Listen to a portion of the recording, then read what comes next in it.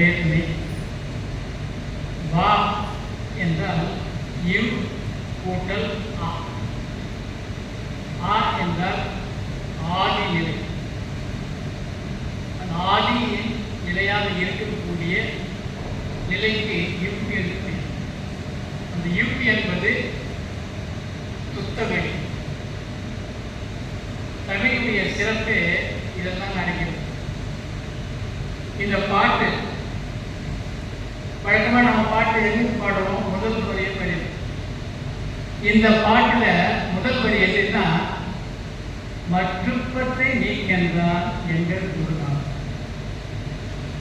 இதுதான் துவக்க வரி. எதுக்காக அப்படின்னா, வாசியோகம் தேரணும். வாசியோகம் தேர வேண்டும் என்றால் முதல்ல கடைசியில் இருக்கிற வரியை முதல்ல எடுத்து போடணும். மற்ற பத்தை எதிரி மோனைக்கு வைத்து இந்த மற்றுன்னு வந்திருக்கீங்க. அது எப்படி எடுத்துக்கணும்னா மற்ற பத்தை.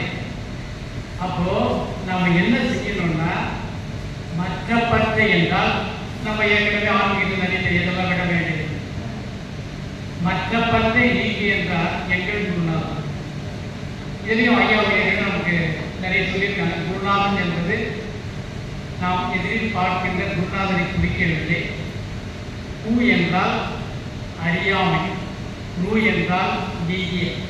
அறியாமை நீங்கிய நிலையில் குருவடி சரணம்னா அதான். குருவை நம்ம காலில் விடுறது இல்லாமல் அறியாமையை அகன்ற நிலையில் நான் ஒன்றுகிறேன். அந்த ஒன்றிய நிலையோடு இந்த நிகழ்ச்சியை தோன்றுகிறேன். எந்த நிகழ்ச்சியாக இருந்தாலும் வகாரம். வகாரம் என்பது சுத்தவெளி. அந்த ஆ என்பது எல்லாருடைய தோற்றமாக இருப்பது. அகர முதல எழுத்தெல்லாம் என்பது போல இந்த வாசியோகம் நமக்கு எங்கே இட்டு செல்லும் என்றால் அந்த சுத்தவெளிக்கு இட்டு செல்லும்.